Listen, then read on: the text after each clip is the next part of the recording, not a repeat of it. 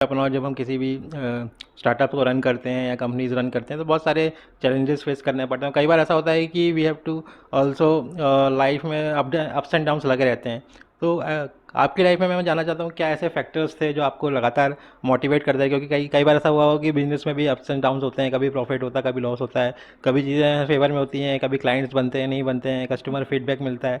तो ये सारी चीज़ें रहती हैं, तो कई बार ऐसा टाइम भी आता है कि वी नीड सम मोटिवेशन।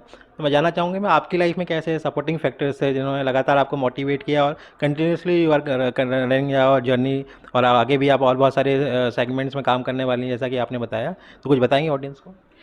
देखिए, मेरा जो सपोर्टिंग फैक्टर अगर मैं बोलूँ तो मेरे हस्बैंड हैं। ओके। और अगर कहें कि क्या चीज़ मुझे मोटिवेट करती रही तो वो थी कि जितने भी स्ट्रगल्स आए उन्होंने मुझे डीमोटिवेट कभी भी नहीं किया, उन्होंने मुझे सिर्फ ओके। मोटिवेट ही किया। बिकॉज मैं कभी भी ये सोच ही नहीं पाई कि अच्छा मैं इससे ओवरकम नहीं हो सकती। तो ये like my daughter is a highest IQ girl. तो जब उसका ये न्यूज़ आया, इंडिया में वो पहली लड़की है जिसका ओके। ये न्यूज़ आया, आईक्यू का न्यूज़ आया, जिसके बाद ये सब आईक्यू जो है उसमें आया, चलन में आया। ओके। तो उसके साथ भी जब then I started home schooling with her, वो सिर्फ 4th तक स्कूल गई है। वो भी एक चैलेंज था, लोगों ने मुझे बहुत बोला कि जो सोचते नहीं हो तुम करके बैठ जाते हो।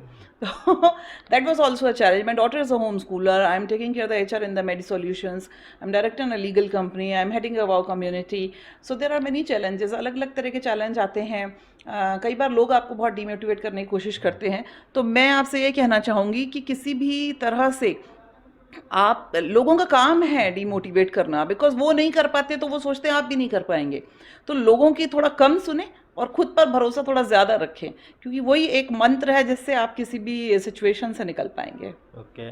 और मैं अपने ऑडियंस को बताना चाहूँगा कि there is no failure in life, कभी भी फेलियर नहीं होता, बस हमको पता चलता है कि this is not the one of the way, कि इस तरीके से ये काम नहीं हो सकता। So we will find more ways और सक्सेस वहाँ पे हम कर सकते हैं, क्योंकि फेलियर हमको लगता है कि उस तरीके से पर्टिकुलर जो आप चाह रहे थे वो चीज़ें नहीं मिली आपको, तो आपको लगता है कि यू आर फेलियर, बट आप फेलियर नहीं है, आपका एक तरीके रिजेक्शन नहीं हुआ, आपको एक और एक अपॉर्चुनिटी मिली है कि ये काम हम किस डिफरेंट तरीके से कर सकते हैं। तो आप एक नया माइंडसेट के साथ उसी पर्टिकुलर चीज़ को रन करते हैं, तो आपको एक नई चीज़ सीखने मिलती है, और उस चीज़ को फिर अब आप एज अ कोच दूसरे लोगों को भी सिखा सकते हैं। बिल्कुल सही बात है। या लाइफ आपको जो एक्सपीरियंस देती है उसी से आप आगे बढ़ते हैं, क्योंकि अगर आप एक बार में जीत जाएंगे तो आपको अपने फ्लॉज पता नहीं लगेंगे, है ना, वो फिर बाय लक है।